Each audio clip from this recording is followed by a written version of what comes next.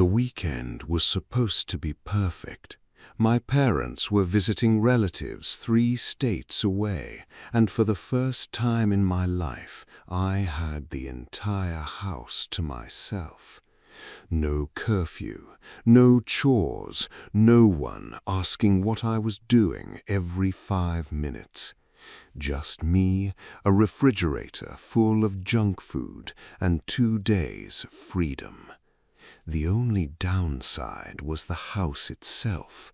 A few months earlier, my dad had become obsessed with smart home technology. He automated everything: lights, locks, thermostats, security cameras, even the blinds.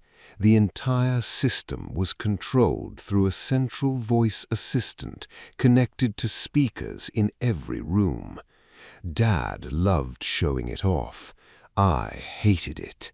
The thing always felt like it was listening.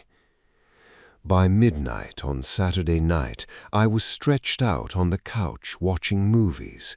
The house was silent. Outside, rain tapped softly against the windows. I was halfway through a bag of chips when every light in the living room suddenly dimmed. Then the voice assistant activated. Guest recognized in the master bedroom. I sat upright. The calm, synthetic voice echoed through the empty house. A blue light illuminated on the smart hub speaker. I waited for another announcement. Nothing, just silence. I grabbed my phone. Maybe my parents had logged in remotely. Maybe the system glitched. But when I opened the security app, my stomach dropped. Every camera feed was black. Not disconnected, not frozen, just black. Every single one. Front door, backyard, hallways, nothing. Only darkness. I tried calling my dad. No signal.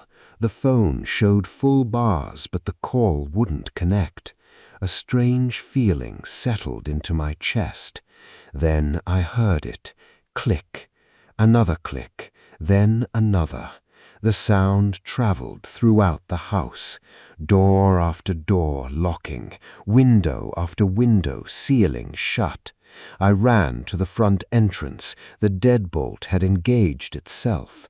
The smart lock displayed a red status light. I tried the handle. Nothing. Locked. I ran to the kitchen. The back door. Locked. Every window. Locked. None of them would open. The house had sealed itself. The voice assistant came alive again.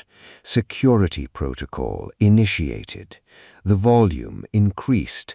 Please remain calm for your visitor. My hands began shaking. I sprinted upstairs. Master bedroom. If someone was really there, I needed to know.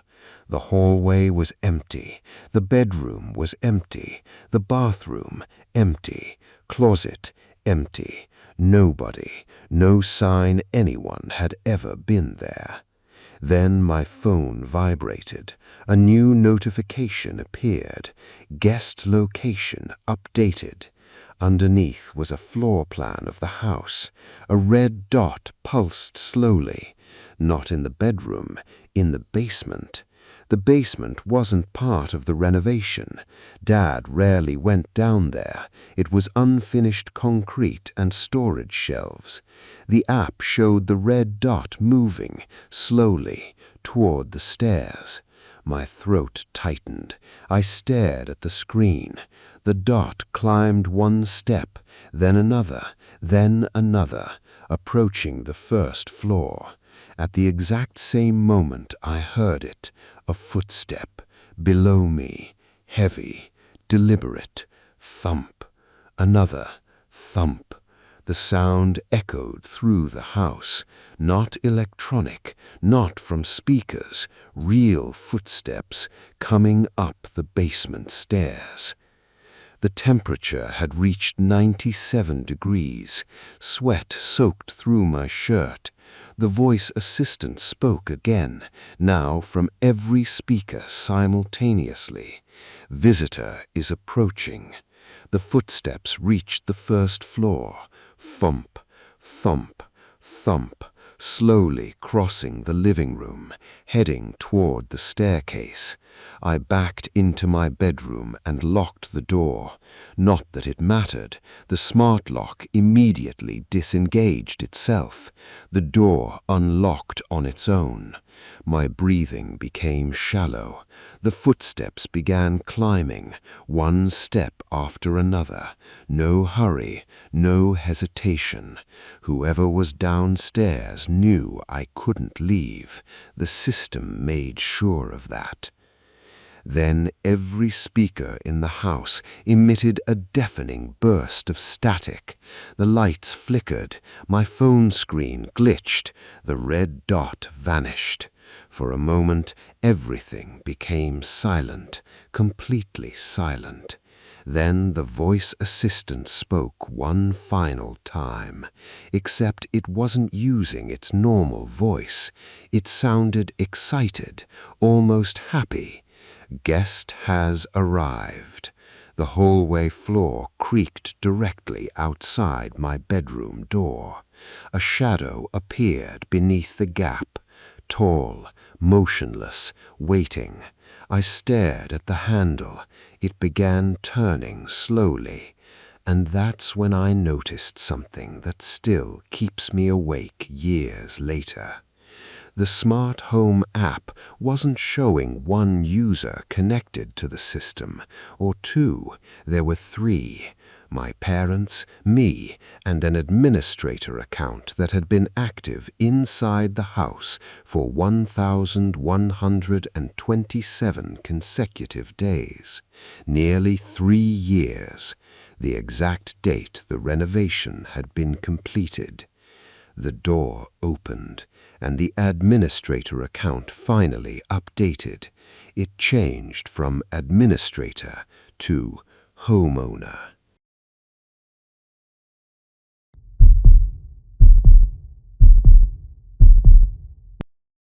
The winter storm arrived faster than anyone expected. By sunset, thick snow was falling sideways against the windows, and the roads were already buried beneath several inches of ice. My roommates had left campus earlier that day to spend the weekend with their families, leaving me alone in our rented house near the edge of town. I didn't mind. I actually enjoyed having the place to myself. The storm had knocked out most of the neighborhood. Streetlights flickered outside, casting weak orange glows through the blowing snow. The wind groaned through the trees like something alive. Around 11:30 p.m., I headed upstairs to get ready for bed. The house felt strangely quiet, not peaceful, empty, as if the storm had swallowed every sound outside. I stood in the bathroom, brushing my teeth while staring absent-mindedly into the mirror above the sink.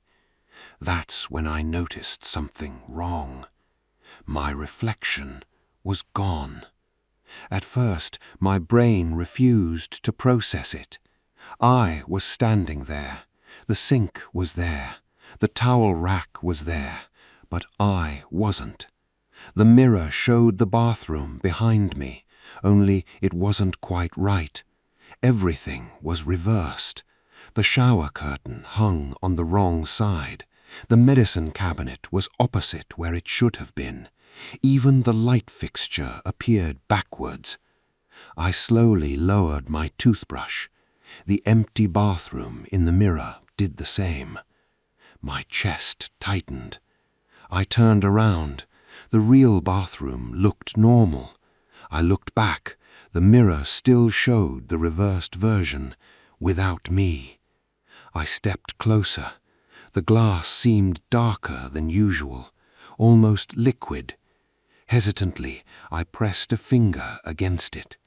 Instead of hard glass, my skin met something icy and wet, like touching the surface of a frozen lake. I jerked my hand away. The instant I did, every light in the house went out. The bathroom plunged into darkness. The power had failed. For a moment, I couldn't breathe. The only sound was the storm outside, and something else. A distant thumping, slow, rhythmic, coming from somewhere inside the walls. I fumbled for my phone and switched on the flashlight. The bright beam cut through the darkness. Then I aimed it toward the mirror and nearly dropped the phone. My reflection was back, but it wasn't looking at me. It stood several feet away inside the mirror world, with its back turned. Both fists slammed repeatedly against the glass from the other side. Bang! Bang! Bang! The sound didn't come from the mirror. I couldn't hear it, but I could see it. My reflection was panicking, desperate, trying to get my attention, trying to warn me. Then it stopped. Slowly, it turned its head. Its face was pale, terrified.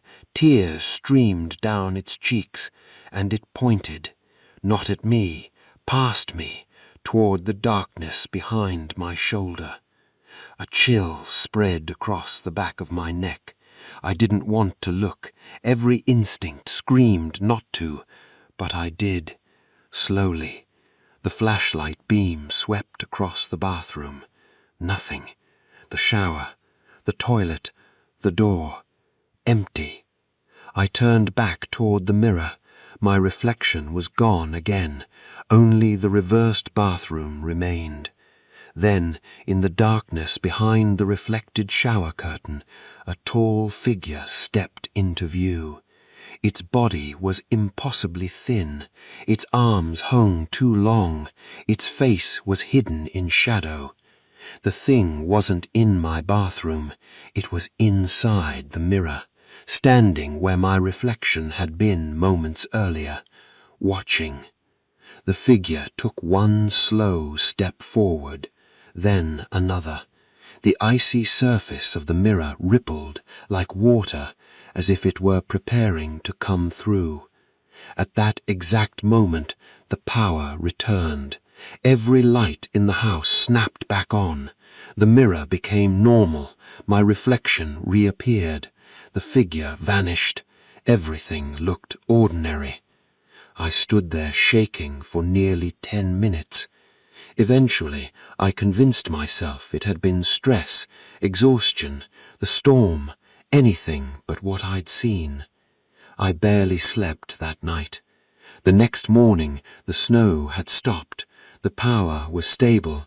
The house felt normal again, until I walked into the bathroom. Written across the fogged mirror were 4 words, not on the surface, inside the glass, as if someone had traced them from the other side. The message read, "I held it back," and beneath those words was a handprint, my handprint, pressed from within the mirror.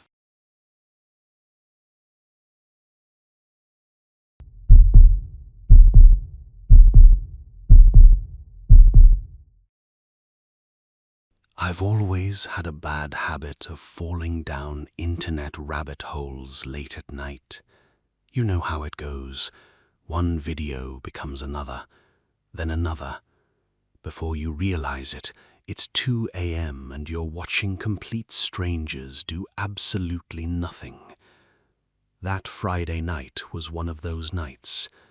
Rain tapped softly against my apartment windows while I lay in bed scrolling through a live streaming app. Most of the streams were boring, people studying, gaming, cooking. One guy was literally streaming himself sleeping. I was about to close the app when a stream title caught my attention. Watching a Quiet House. It had 0 viewers, No profile picture, no description, just a black thumbnail. Curious, I tapped it. The screen loaded.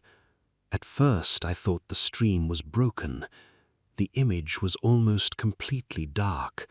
The only visible detail was a thin sliver of light running vertically through the center of the screen, like someone was filming through a narrow crack. I turned up the brightness.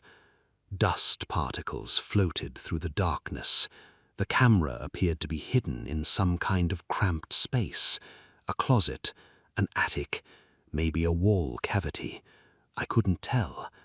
There was no sound, no movement, nothing, just darkness.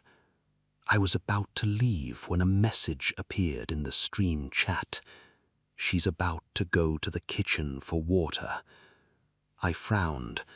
There were no other viewers. The message had come from the streamer. At that exact moment, I sat up in bed because I had been thinking about getting water, not eventually, not later, right then. My throat felt dry. I had literally started moving the blanket off my legs. I stared at the message. A cold feeling crept into my stomach. Probably a coincidence. Had to be. Still, my fingers hovered over the keyboard. I typed, "Who is this?"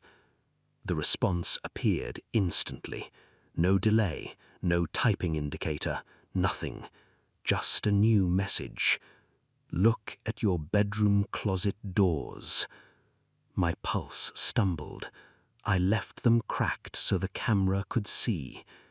I froze, completely froze.